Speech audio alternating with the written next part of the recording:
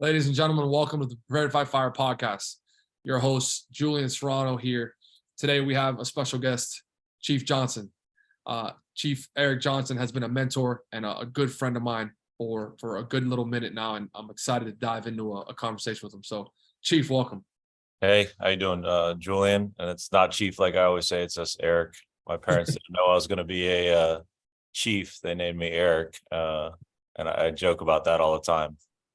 You know what's funny is I I have an interesting godfather that has always raised me. I've been surrounded by the fire service for a long time, but he always told me they earn that rank, so you respect them by giving them the name. You know what I mean? Like, and yeah, man, that rank chief is not. You weren't just like you walked into a station and they're like, hey, you look like a good person to be a chief. Like you're gonna be a chief. Like no, man. Like you worked a long, hard career. You took several tests and sacrificed a lot to earn that rank, and I respect it. And that's why I give people that. I call people by their title because I think it does carry something. To me it means something. You know what I mean? It's not just like, oh, you're just like, no, it means something. It did take 6 exams in my department, but that's a joke that I did say. I did more or less. I can say I did every position. I took the driver's test. I took the lieutenant's test. I took the captain's test. I took the special operations captain's test, and then I took the battalion chief's test. So it And was a lot of sacrifice. Later in life, I met my wife right when I was taking the captain's test, so she wasn't there for the first couple, but she sacrificed a lot going through the captain's test because we just met and she was understanding. She went through the special operations captain's test with me, and then I died on the one of the chief's tests as the next in to get promoted, and then I had to retake the chief's test during a move process. So that was a lot for her too. So I give a lot of credit to my wife. 100%. the support system, you have to have a good support system. And I think you look at any successful person in life in the fire service, and truly successful, not just financially set off or physically gifted, but you look at the whole umbrella, and it's very well put together. They have a strong support system. And let me ask you, since we're talking about that, how has your life changed now being a family man compared to, you know, coming up in the fire service, being single or having girlfriends and not having that family? Because I mean, we got guys now like me. I just have my wife, and I don't have kids running around, so it's a different. It's a different. It sounds like we've had this discussion before, huh? Especially me and you. I'm getting interviewed by you, but I think I've interviewed you more than anything else. Absolutely. So that's why it's kind of surreal that I'm talking to you right now on this. Wow. Well, I started in the fire service at 22 years old. So let's just say I was very young. I know the joke is now I'm turning 43 next month. I know I don't look that old, but it's not old. But the joke is, wow. I mean, I just completed my 20th year in the fire service. I'm starting my 21st, 19 with starting my 20th at the county, and worked at Pompano, city of Pompano before that. So definitely I've seen a lot of change. And now being a father of, I have 3 girls, twin 6-year-olds and an 8-year-old. I'll get into it. It's changed so much of being the family man of, I got to separate everything. And what I mean by that is my time. Family is so important. And I see, I've been around, I've only been raised in the fire service since being born. I've been in the fire service. My father was a firefighter. My grandfather was a firefighter for about roughly, he passed away a long time ago, but I think he did about 10 years with the city of Miami. My dad was with Miami-Dade, and then my little brother is also with Key Biscayne. And then even my older brother went to fire school. So from birth, I've been in they have pictures of me at 2 years old or less in a pair of bunker boots and a helmet on. I don't even think I was 2. I think I was a year old. And I was in the garage. My dad couldn't find me. So family is big. So I only knew it as family in the fire service. That was 100% big. And I've had the discussion with you. It's a little different of what you can do and what I can do, because I got to sometimes pick my kids up from school, and, family vacations are that, doing all that. So definitely big, and I love it. Wouldn't change it for the world. Yeah, I don't have kids, and I look forward to having a Brady Bunch one day, or as I like to tell my wife, a truck company everywhere I go. But uh, I from what I see is priorities just change. Like what really matters is different. Um, and I'd have to ask you because I know how passionate you are, I know how driven you are, and I know how much you give a shit about the fire department and the fire service and just being the best firefighter that you can be. How does that change when you have kids? Uh, One thing I've definitely probably right prior to having kids, I started being big on paying attention to who I am or what I represent. Mm. And I want my kids to see that, work ethic is what I do. Yeah. They see dad coming home from teaching, whether it's with our recruit academy or our FLUSAR or our special operations stuff that I do.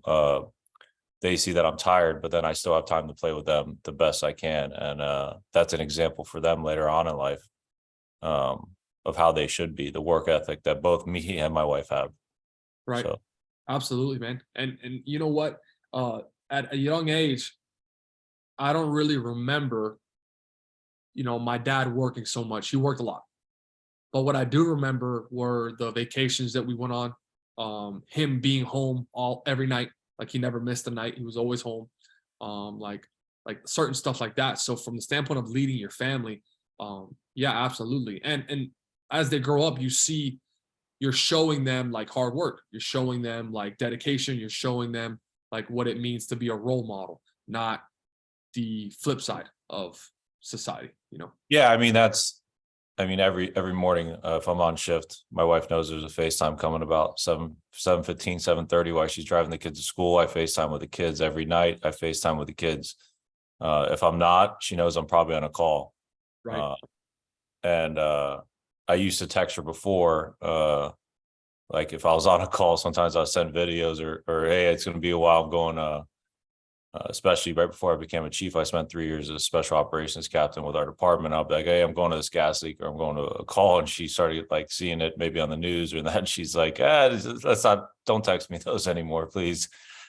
Just say you're busy. But that's, the kids also know that, they pick up the phone now and they're like, oh, it's daddy calling, for the morning or at night. So That's awesome.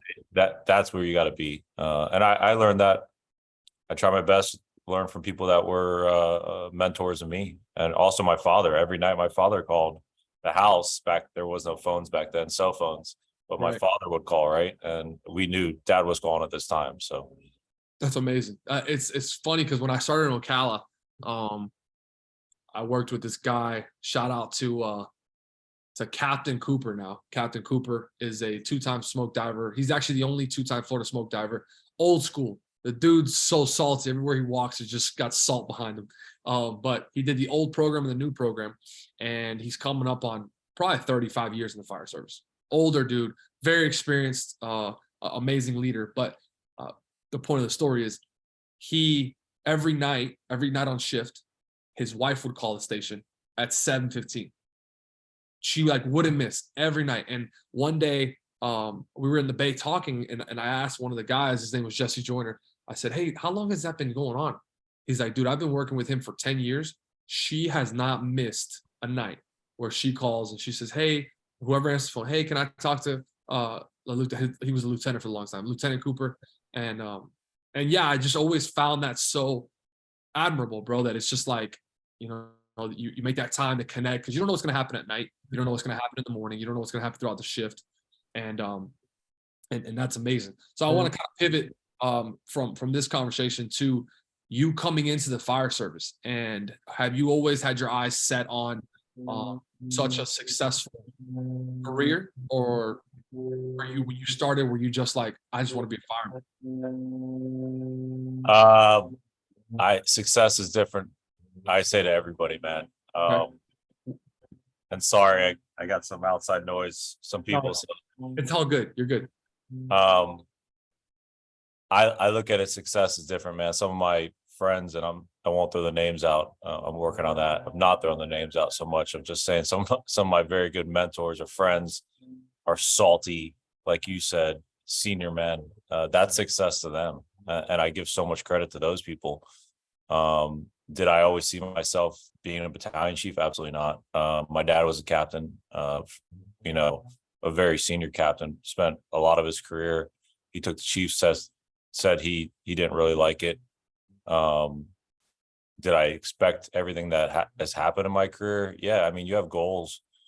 And then having such a later in life of such a good family and my wife and all that, I kind of felt, hey, I'm just going to keep going and see what happens. Take this. The best part of where we work is such open opportunity. And sometimes I joke is when you work for us is you can do what you want, man. My wife always says, what do you want to do when you grow up? That's her joke to me every day, because I do so much with the job, with recently even some of the big moves that happened of a lifetime goal almost of getting on Task Force 2 out of Miami. My wife even joked with that and says, wow, you still figuring out what you want to do. One day you figure out which job you want.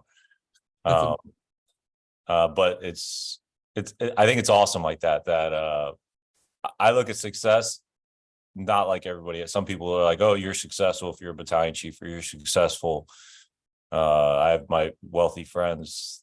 It doesn't matter if you make $10,000 and you're happy, or you're a salty fireman or senior Jake running on that truck. If you're happy and that's success to you in your eyes, then go for it. Don't think bugles on your chest make you successful. And not a lot of people, when they know my story, they kind of realize, after even you just found out something earlier when we were talking about me, that not a lot of people know. So there's a lot of that stuff that I talk about. What success do you have? You had smoke divers and you had everything that took you time to do, and that was successful to you. And now maybe you want to do that. Well, on that aspect, hey, I'm here for you to help you out. So if anybody wants help on that stuff, then I'll help them. If you want to be that senior fireman, boy, you better be a good senior fireman. Right. I'll throw a shout out to Bill Gustin. My dad got hired with Bill Gustin, and he's still working at the fire service. It's, funny because Bill said it, I remember long years ago, we were doing something and he said, I don't care about your recliner time. I care about your time running the calls. So, that's success to me. Yeah. You know what, dude? No, smoke divers doesn't make me successful. Smoke divers was a personal achievement that changed my life for sure, but it's not my title. It's not who I am. It's a part of who I am, but it's not who. And to me, success is the ability to help other people. Like, that's successful. Like, truly help. Like, not like give them some money. Like, no, truly help them. Give them a skill set. Give them some knowledge that will alter their life. Right. That's, to me, successful. And the ability to get on this platform and have a conversation with you is successful. I'm successful. I know I'm successful, and I haven't always been that way. And I know you haven't always been that way. And I've made a boatload of mistakes along the way, and I want to talk to you about that, because you've been around for a few of them recently. And we had a conversation at the beginning of what's the 2022, mid 2022, and you called me. You said, what's going on? What are you doing? What are you thinking? And I just want to talk about that. I want to talk about mentorship and kind of, first, thank you for being there for me, because I think a lot of people turn when people make mistakes and they forget that they've made mistakes, or that mistakes are coming. Like, there's going to come a point where you drop the ball. We all do. We're all human. It might be under different circumstances. It might not be such a harsh mistake. But at the end of the day, I talked about it recently on a podcast. Nobody wakes up and says, I want to suck today. Like, that just doesn't happen. It's not, I don't think it's as intentional as people think. Like, so have you had mentors like that along your career that have been there for you? Or have you just said, I want to be that guy? No, I mean, we joked about it earlier. I think we talked about it yesterday. again, I talked to you a lot over the last couple of years, especially since you joined the county. I taught a little bit of your recruit academy. I remember. Yeah, we talk about that moment in your life as a recruit academy with the county. Opened your eyes a little bit. Saw a little bit different side of me too, because Yeah. I like that side. it doesn't come out a lot, but when it does, it is. Mentors, yeah, man. Listen, man, I have mentors in every rank. I have friends that are mentors that aren't in this job. I have family members that are mentors. My father, especially my wife, right there. She hate to say she's like a mentor, but she showed me like certain ways of acting and maybe maturing, right? Which I've had to talk with you and many other people about, right, including myself. And the joke was like yesterday, man, I could have seen you at 20. You didn't want to see me at 20. No, I did. I No. tell you that. I want to see you because I just turned 29. I want to see you at 29. I want us both 29-year-olds to have a conversation. Yeah, but I say this is don't learn from I should try to prevent you from learning from my mistakes. Absolutely. Yeah. Right. Like if I see something that somebody's doing or it's not a mistake, I say, hey, it's not a mistake. I've talked to many people about this. It's you growing, right? And without growing, including daily, I grow every day. I hope I may not get taller being 6'4", but you grow every day, man. That's the biggest thing from the job. And I had mentors from, I tell people it's like mentors were like, what time you show up to work? Where's your gear go next to the truck? Why did this call happen? In my department, or I've heard about it. Of why did a mayday go on? Why did talk to the mentors? Well, that's because you put your gear next to the truck. It's you get there early. Our shifts start at 7:30. I've tried my best, not saying every day. It's like fitness, right? We talk about fitness. You're big into fitness. I try to work out every day. Every shift I try to get a workout in. We started gear workouts when I came Battalion Chief in my battalion with my crews. Can I do it every shift? No, it's just not realistic. I mean, I try my best to work out every day. I'm not going to be the person that will ever post a Facebook post and says every shift I'm going to work out. I've had shifts that I ate breakfast, lunch, and dinner in the truck. Right. I didn't even see the station for 22 hours. Yeah, my 2 hours, I was going to lay in the bed and at 3:00 in the morning and try to get some rest. And I was on a 48 hours, and I didn't sleep for 50 hours. So did I get a workout? But when I talk about mentors and what to do, there's no talent. My mentors always, there's no talent showing up early to work. There's no talent getting your stuff next to the truck. There's no that. They've taught me of those stuff, which means the most, right? That's what I, ingrained. I learned it in baseball. If you're not 15 minutes early, you're 15 minutes late. Right. Long time ago. And that changed in the fire service. I look at it. I wasn't always a person that showed up an hour early. I'm the battalion chief. I show up at 6:30. Well, guess what? That shows my recruits or my new employees try to get there before the chief. Right.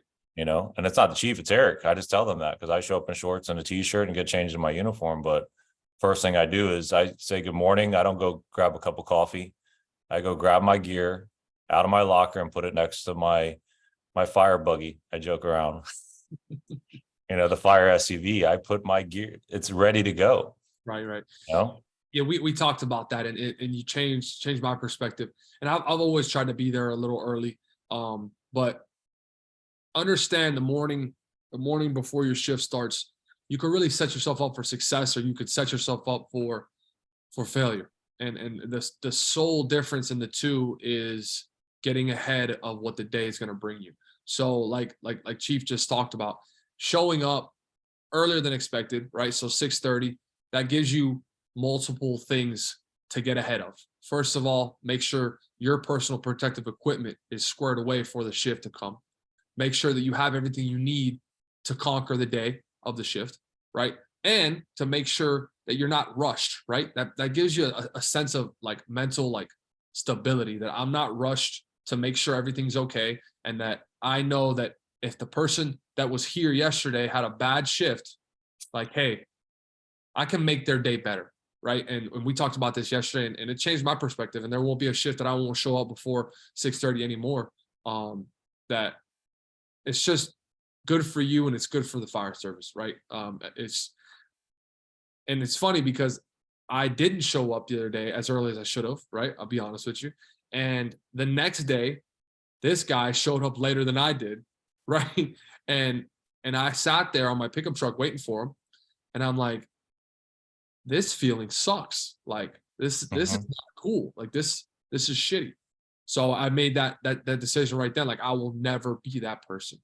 Yeah, don't say so. I always tell people, don't in the fire service, don't ever say never, and don't say I've seen it all. Once you do, please give me a phone call. I'll write your pink slip up. We don't do that, but I'll do my checklist, turn in your gear. I'll give me your ID, have a nice day, turn in your uniform. Right. Because anytime you think you've seen it all, I say, I laugh and I'm humble to be on here. I don't offend anybody, but social media, man, these 6-year guys think they've seen it all, or posting, I'm going to teach you this. I've been there 20 years. I'm still learning this day, man. I feel like I started yesterday.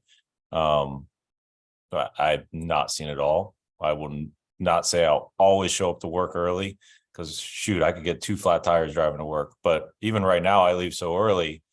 You can still figure it out. That if I get a flat tire, I'm still going to be earlier than most, or I'm going to run to the damn station. Right. And I can run even from the distance I am as early as I get there. I'll still be on time to work.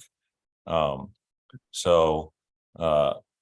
look at that. Listen, I spoke with you about, listen, your personal gear is very important. I have my own radio straps. I have I show up with an extra pickup truck, and I throw in my fire SUV. I throw an entire extra. I throw all my tools in there and all that.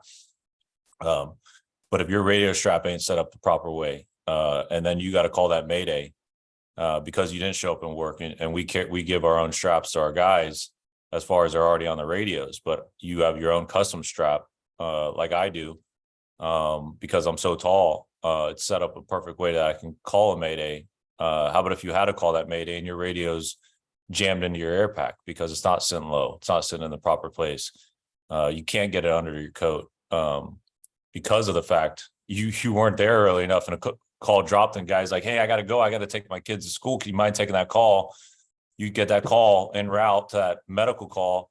A fire drops a block away. You assign yourself to that fire call, and now it's a Mayday because you get trapped in there and you weren't ready. But if you showed up early to work, you can do all that. Right. I don't care if you're in shorts and a county t-shirt or whatever you wear, but your gear better be on the truck and be ready. Get in uniform when you need to get in uniform. But that's my personal, everybody has their personal opinion. I think that's biggest to me. I pay attention to that stations. I pay attention to that when I do my rounds. Where are people's gear? How do they set it up? Unofficially, I look in people's trucks, and I look at that stuff, and I throw my 2 cents. Are the trucks plugged in? Right. That's my biggest pet peeve. That's my OCD and ADHD. My wife hates it. No, it's important, man. Like it doesn't matter, or it's not a big deal until the truck doesn't start. I look at everything, man. How your gear set up. Where's your ticks? Where's that? Because I've learned. I left my tick once in my career. Brand new captain and thermal camera I left in the truck. Very new as a captain. Guess what? I never did it again. Right. But I'm gonna be the first person. I messed up. Right. I'm not going to be, I never did that. I can't believe you did that. No, learn from my mistake so you don't make the same mistake. Right. So last thing, bro, before we finish up, what would Chief Johnson tell day one Eric walking into the fire station? Man. First, this is way too short. We're going to extend this. There's going to be possibly a part 2 with a friend of mine. Make it happen. We're going to make this happen. man, find that person in the station. Mm. I do with my new employees. Sorry, my new employees. I give them somebody to follow. This will be lengthy, but only be a minute or two. I say follow that employee. That's a good mentor, but I'm not going to give them the 20-year person to follow. And the reason I say that is I want somebody similar if they're younger, because they can be on the same wavelength, right? And then I'll give them a list of maybe mentors of senior Jakes or people that had the knowledge. But I even tell them exchange phone numbers, get each other, text each other, ask the questions. They don't need to hear from me exactly. I give them the day one firefighter what I expect of them. Show up early, do your job. Here's my number. Anything goes on, they're not gonna. I don't expect them to be me. Right. We shouldn't expect that. We should expect them to be like another 1 or 2 year employee that's at the highest level of that 1 or 2 year employee. And the reason I mean that is that 1 or 2 year employee, when that tones go off, their heart rate's in at 180. I want them the same thing. I don't want them with that senior 20-year person that the tones go off and their heart rate's still sitting at 60 or 80. And I learned that from somebody else, how it feels for the tones to go off, how it feels to be ready. And then they follow their routine. That means a lot to me too. Follow what that person does, how they set their gear up, how they do this. I'm not worried about, yes, I do say, follow them because they do a good job cleaning up. If you can, my joke is if you take pride in scrubbing the toilet, you can take pride in cleaning, running calls. True. Everything counts, right? The guys that doesn't care about that, but I'd also tell them, I don't care about you mopping all day long. I care about going to check the truck out. First priority should be knowing that truck. Even as that day one firefighter, know everything on your rig that you're on and the other rig in the station, everything, day one. And I don't mean you're going to know it all right away, but your job should be to look, and I say it's your job is, citizens don't care if you're day one firefighter or your day 40-year firefighter. They don't know a difference. And again, I've learned that they don't care if you were up 20 times after midnight and it's your first shift. Or, you can't be really up 20 times after midnight. That's, not in our department at least, but because if you're on that, you're on the rescue and you're transporting 20, that's a lot. But the public doesn't care, man. They do not care about what went on, whether you're day one or day 40-year firefighter. So you better be ready. And that's what I tell that day one firefighter too, is be ready to do your job. And if you're not, let us know. Don't fail and then come back to us and say it's our fault. Because I want them to be prepared anyway, and let us know. Because last time I checked, I can't read minds. That's the one thing. You got to tell me. I used to say that when I was on the lieutenant on the rescue truck. I can't tell if you're sick or not. You need to tell me how you feel, because I don't have anything magical. And I'll put my hands up in front of their face and go, I can't read your body or whatever it does. You need to tell me how you feel. And that's what that day one firefighter needs to let us know too. We want them to succeed, just from the day one to the day 30-year firefighter, 33 years, so. It's great leadership, bro. So thank you, man. I appreciate you for coming on. And part 2 is coming with Rob Ramirez official. You guys stand by. Yeah, sounds good. We're talking a lot of Mayday stuff and all that stuff. It's going to be awesome. That's it. Thank you, bro, for coming on. Oh, man. See ya. Bye.